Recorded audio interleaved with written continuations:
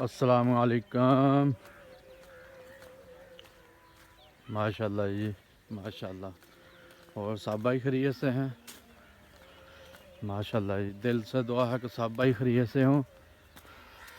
माशाल्लाह अल्हम्दुलिल्लाह फजर की नमाज बाजमात अदा की है ते हुण थोड़ी सैर कर लगे हैं नमाज पढ़ के।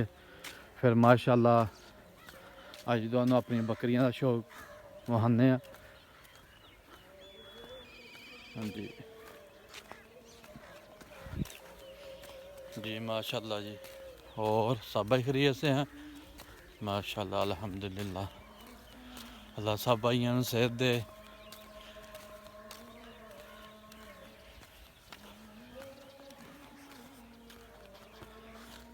माशाल्लाह जी गर्मी सी ते 2 दिन बदल पैंदा रहा चौथ ते पंजोत ते हुण सुबह सुबह जरा ठंड हो गई है।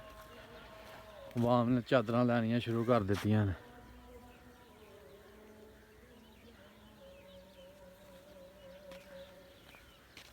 ते वैसे भी सवेरे सवेरे ठंडा ही मौसम होंदा ते फिर भी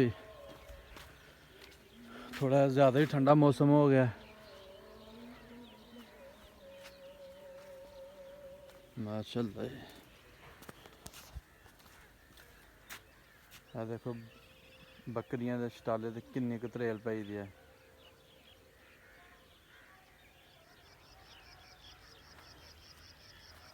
बहार का मौसम है, हर एक दरख्त जड़ा ना पुंगर गए।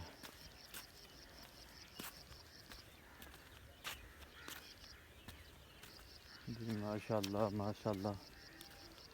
ठंडा मौसम है, सही ठंडा मौसम है।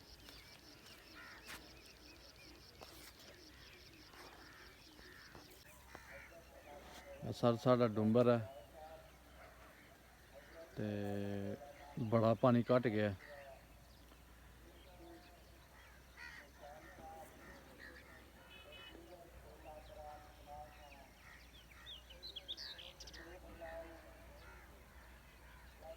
हले भी बड़ा सारा पानी है, बंदियां दे मोंडे मोंडे होना सारा बड़ा डूंगा है।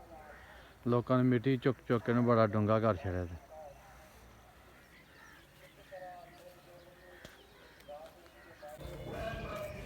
माशाल्लाह जी है साढ़े 5 जानवर ने। अल्लाह ने 6 घर छड़े ने। बकरी सूई दी है साड़ी, है बकरी साड़ी सूपी है।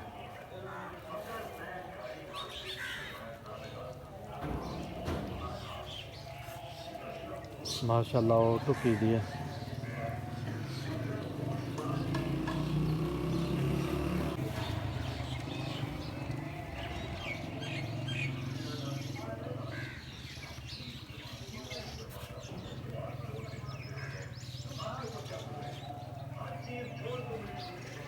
माशाल्लाह जी देख लो किधे किधे तूड़ी नज़र आती पई है। फिर भी शौक नाल नहीं पट्ठे खांदे। जिन्ना तक रहती चोखर नहीं लावांगा तो उन्ना चिर जरा ना पट्ठे नहीं शौक ना खांदे। देख एक बकरी खांदी भी है बकाया सारियां ही खलोती दियां। चलो कोई नहीं, दुकान खोल के फिर चोखर लांद।